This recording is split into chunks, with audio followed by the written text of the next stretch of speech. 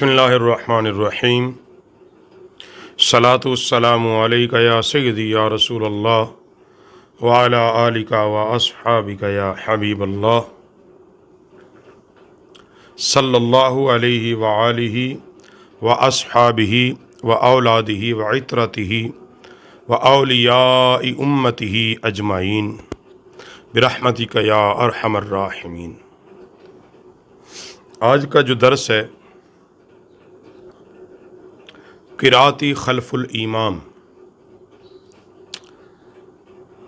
नमाज के अंदर इमाम के पीछे क़िराअत करनी चाहिए कि नहीं।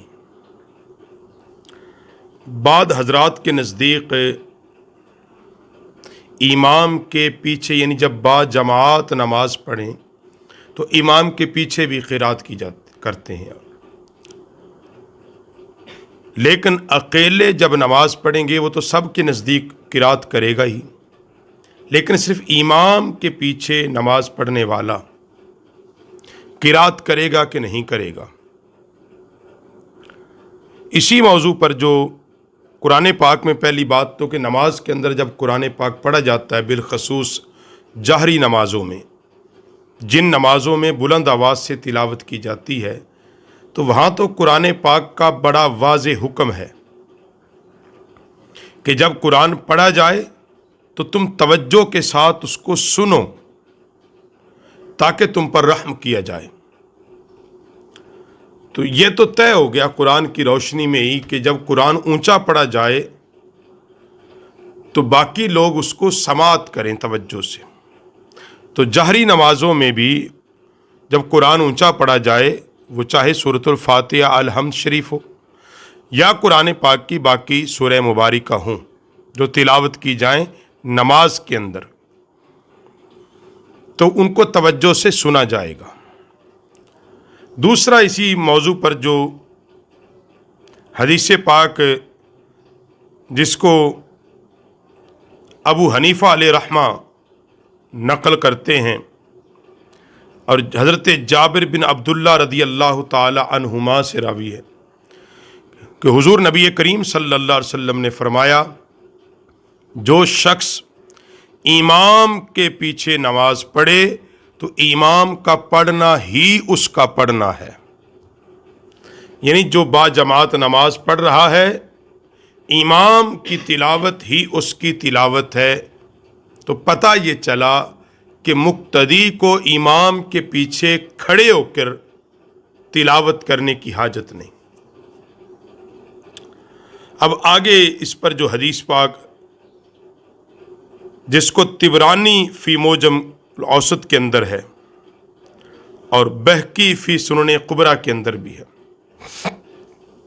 जाबिर बिन अब्दुल्ला रदी अल्लाह ताला अन्हुमा से रवायत है कि हुज़ूर नबी करीम सल्लल्लाहु अलैहि वसल्लम ने लोगों को नमाज पढ़ाई तो एक शख्स ने हुज़ूर नबी अकरम सल्लल्लाहु अलैहि वसल्लम के पीछे क़िराअत की। आका अलैहिस्सलाम ने जब नमाज पढ़ाई, पीछे लोगों में से एक आदमी ने क़िराअत की। आप अलैहिस्सलाम जब नमाज से फारिग हुए तो आप अलैहिस्सलाम ने फरमाया, तुम में से किसने मेरे पीछे क़िराअत की? लोग हुज़ूर नबी अकरम सल्लल्लाहु अलैहि वसल्लम की नाराज़गी की वजह से खामोश रहे। अब कोई कहेगा तो हुज़ूर अलैहिस्सलाम नाराज़ ना हो जाएं, तो खामोशी इख्तियार की।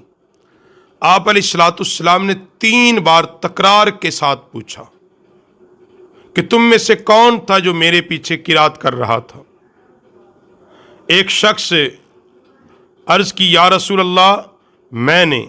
आप अलैहिस्सलाम ने फिर वही जुमले इरशाद फरमाए, इमाम के पीछे हो तो इमाम की क़िराअत ही उसकी क़िराअत है, इमाम का पढ़ना ही उसका पढ़ना है।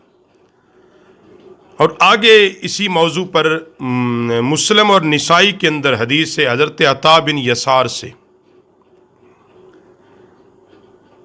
और हज़रत ज़ैद बिन साबित से, इमाम के साथ क़िराअत के मुतल्लिक़ जब सवाल किया गया हज़रत ज़ैद बिन साबित रज़ी अल्लाह ताला अन्हु से, तो हज़रत ज़ैद बिन साबित ने जवाब दिया, امام کے ساتھ کسی چیز میں قرات نہیں ہے، امام کے پیچھے مقتدی قرات نہیں کرے گا۔ اور اسی پر آگے جو حدیث پاک آئی ہے جس کو درمزی کے اندر نقل کیا ہے اور اس کو روایت کرتے حضرت جابر بن عبداللہ رضی اللہ تعالیٰ عنہ فرماتے ہوئے سنا، جس نے کوئی رکعت پڑھی اور اس میں سورہ فاتحہ نہیں پڑھی تو گویا اس نے نماز ہی نہیں پڑھی، سوائے اس کے کہ وہ امام کے پیچھے ہو۔ یہ جو ہے کہ جس کی فاتحہ نہیں اس کی نماز نہیں، اس کا مراد اکیلے جب نماز پڑھیں۔ جب آپ امام کے پیچھے پڑھیں گے تو پھر آپ قرات نہیں کریں گے۔ عمران بن حسین رضی اللہ تعالیٰ عنہ روایت کرتے ہیں، ابو داؤد کے اندر یہ حدیث ہے کہ حضور آقا علیہ الصلوۃ والسلام نے انہیں نماز پڑھائی۔ جب آپ نماز سے فارغ ہوئے تو فرمایا، تم میں سے سورہ سبح اسم ربک الاعلی کس نے پڑھی؟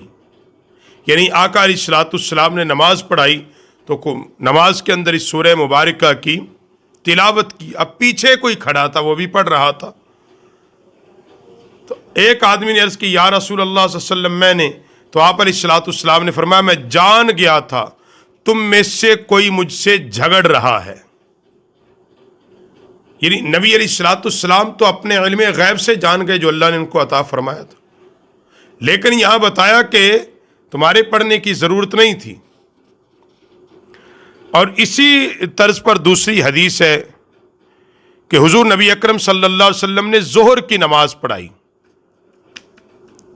یہ توجہ سی، یہ ابو داؤد کے اندر حدیث ہے کہ آقا علیہ السلام نے ظہر کی نماز پڑھائی، ظہر کی، جس میں بلند آواز سے قرات نہیں ہوتی، آہستہ ہوتی ہے۔ تو ایک شخص آیا اور اس نے آپ کے پیچھے سورہ سبح اسم ربک الاعلی پڑھنی شروع کر دی، یعنی قرات، اپنی قرات بھی شروع کر دی۔ تو آپ علیہ الصلوۃ والسلام جب نماز سے فارغ ہوئے تو آپ علیہ السلام نے فرمایا، تم میں سے کس نے قرات کی ہے؟ صحابہ نے عرض کی، ایک آدمی نے عرض کی، یا رسول اللہ میں۔ تو آقا علیہ الصلوۃ والسلام نے فرمایا، میں جان گیا تھا تم میں سے کوئی مجھ سے جھگڑ رہا ہے۔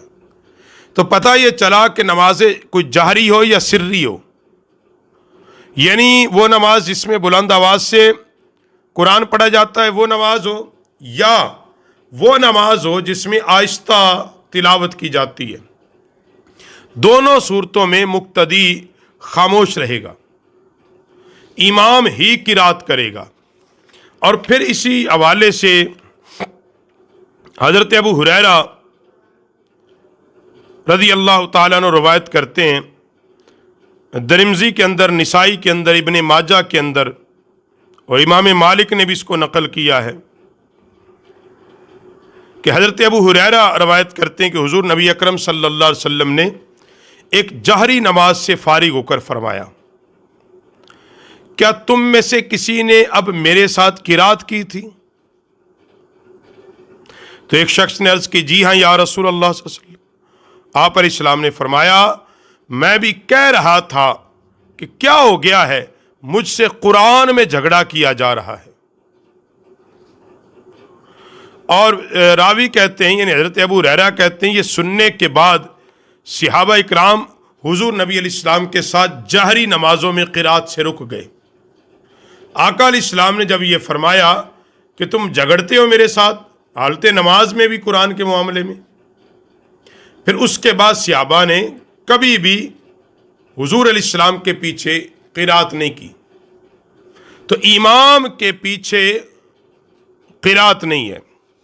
آگے اسی موضوع پر نسائی کے اندر حدیث ہے، حضرت ابو ہریرہ، یہ میں نے کل کے درس میں بھی بات کی کہ حضرت ابو ہریرہ سے روایت ہے کہ حضور صلی اللہ علیہ وسلم نے فرمایا، امام اسی لیے بنایا جاتا ہے کہ اس کی پیروی کی جائے، جب وہ تکبیر کہے تم بھی تکبیر کہو، جب وہ قرات کرے تم خاموش رہو، اور جب وہ سمیع اللہ لمن حمیدہ کہے تو تم ربنا لک الحمد کہو۔ اور یہاں ایک لمبی حدیث بھی نقل کی ہے، اس حوالے سے اور مسلم شریف کے حوالے سے، مسلم شریف میں یہ حدیث موجود ہے کتاب الصلاۃ کے اندر، اور اس حدیث کا راوی جو ہے وہ عبداللہ رقاشی رضی اللہ تعالیٰ عنہ ہے۔